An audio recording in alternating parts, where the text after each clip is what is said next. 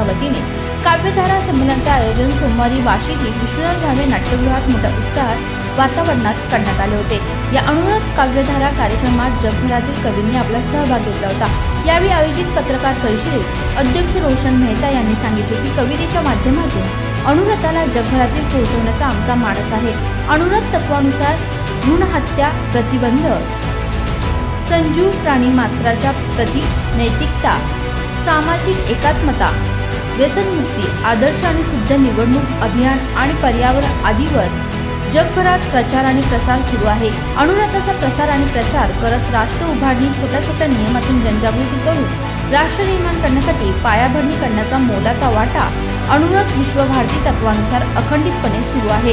आमचे हे कार्य मुख्य प्रवर्तक नववे आचार्य श्री तुळशी यांच्या प्रेरणेतून सुरू असल्याचे रोशन मेहता यांनी सांगितले। जीवन सुधारले की राष्ट्र सुधारेल अशी शिकवण आम्ही देशात रुजवत असल्याचे सचिव राजेश चौधरी यांनी सांगितले।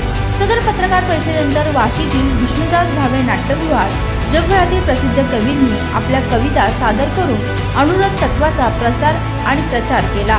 यावेळी देशात अनुराधाचे कार्य सामाजिक जाणीवेतून करणाऱ्या आदर्श व्यक्तींचा सत्कार संमेलनात करण्यात आला।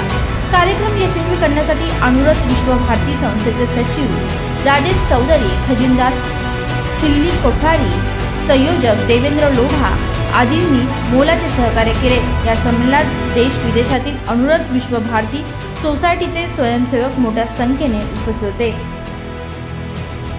काव्यधारा में अच्छी सी अपने जो हमारे इस अनुरोध के 11 नियम है उसके ऊपर प्रकाश डाला जाता है, जैसे नशा मुक्ति, पर्यावरण, सामाजिक भेदभाव को दूर रखना, पर्यावरण में यानी वृक्ष को नहीं काटना, आत्महत्या नहीं करना, भ्रूण हत्या नहीं करना, नशा मुक्ति इसका मेन उद्देश्य रहता है और इसी सब्जेक्ट पर ये कविताएं रहती है। कल ये हमारा अनुरोध विश्वभारती का एक प्रकल्प है और इसे हम हर साल प्रदर्शित करते हैं। हर साल हमको निश्चित रूप से करना ही पड़ता है। कभी हम ऑडिटोरियम में करते हैं, कभी स्कूलों में करते हैं, कभी सार्वजनिक स्थानों पर करते हैं, कहीं पर भी करेंगे हमको काव्यधारा का प्रोग्राम करना पड़ता है। अनुरोध काव्यधारा में हमारे बॉम्बे में लगभग कम से कम 10,000 से ज्यादा लोग जुड़े हुए हैं। हर साल हम अलग अलग स्थानों पर करते हैं, कभी वेस्टर्न लाइन में, कभी हार्बर लाइन में, कभी सेंट्रल लाइन में, तो अलग अलग एरिया में करके हम सबको जोड़ते हैं। तो अब तक लगभग 10,000 से अधिक लोग हमसे जुड़ चुके हैं। कितने कविताओं का समावेश इसमें रहेगा? इसमें ऐसा है मैडम कि हम कोई गिनती नहीं करते हैं, पर इसमें कम से कम 100 कवियों ने अभी तक इसमें पार्टिसिपेट किया है। लगभग 100 कवियों ने पार्टिसिपेट किया और अगर एक कवि 5 कविता भी गाता है तो 500 कविताओं का समावेश अभी तक हो चुका है। ये कविता के साथ एंटरटेनमेंट भी रहेगा, छोटी छोटी बातों जो अभी सामाजिक बुराइयां है उसके ऊपर भी प्रकाश डाला जाएगा। काव्यधारा के माध्यम से हम ये संदेश देना चाहते हैं कि हम जो हमारी आम पब्लिक है उसे हम अगर उपदेश की भाषा में बताएंगे तो वो नहीं समझ पाएंगे। कविता के माध्यम से, छोटे छोटे उदाहरण के माध्यम से हम उस बात को अच्छे से पब्लिक में प्रदर्शित कर सकते हैं, समझा सकते हैं, जिससे पब्लिक को अच्छे से समझ में आ जाती है। ना जानू कोई प्रबंधन, मन में तेरा स्पंदन, तू ही कठिन काली और कृत्या, तू ही स्वर्ण सौम्य और नित्या, तू ही रुद्र रूप रुद्राणी, आन पड़ी मैं शरण तिहारी, वीणावादिनी मात हमारी, आन पड़ी। जो आपको शादी ब्याह में गाए जाने वाले गीत आते हैं, जो लोक गीत आते हैं, वो अपनी आने वाली बेटियों को सिखाना, अपनी आने वाली बहुओं को सिखाना। बाकी लोक गीतों की ये संपदा आपके साथ में नष्ट हो जाएगी। फिर कोई लोकगीत नहीं गाएगा भाई साहब। अब आप शादी में ब्याह में जब कोई गीत गावे, कोई भी गावे, लुगाई में गीत आवे नहीं। पहले लुगाई गीत गाती, वो गीत कैसे गाती, ब्याह में कैसे गीत गाती, लुगाई माता बिना कई गीत गाती के चालो गजानंद जोशीरा रे जाना, अरे आजा आजा। धीरे धीरे करके सब अच्छा होता है। अपने पूर्वज तो पहले ही कह गए धीरे धीरे रे मना, धीरे सब कुछ होए। धीरे धीरे करके अपन 140 करोड़ तो हो ही गए। ये तो धीरे धीरे का ही परिणाम था। जल्दी में होते तो मंगल ग्रह को प्लाट होते। बड़ा अच्छा लगा आप सबके बीच आकर। मैं सबसे पहले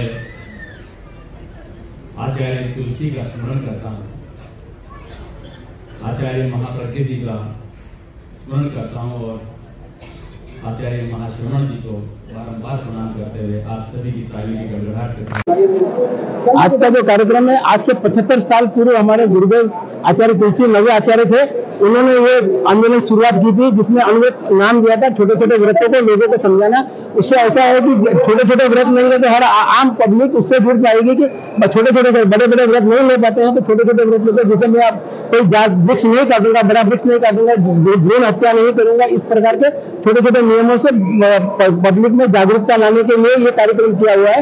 आज का जो कवि काव्यधारा का जो कार्यक्रम है उसके अंदर भी अंतर्गत जो हमने कवि को बुलाया उसमें भी अनुव्रत के नियमों के ऊपर ही उन्होंने वो कविता पेश करेंगे, जिससे लोगों को अंदर समझ में आ जाएगा कि हमको किस तरीके से अपने जीवन में अनुव्रत को उतारना है, उससे अपना जीवन का उसका उद्धार किस प्रकार से हो सकता है, वो आज हम कविता के माध्यम से लोगों तक पहुंचाने की चेष्टा कर रहे हैं। अब उसमें कवि लोग अपने अलग अलग तरीके से अलग अलग प्रकार से, कोई हास्य से कराएगा, कोई वैसे से कराएगा, इस तरीके से सबकी पब्लिक के अंदर अपना अनुव्रत का नियमों का जो लोगों के पास समझाने की जो प्रक्रिया है वो अलग अलग रूप से अपने कवि समझाएंगे। जय अनुव्रत।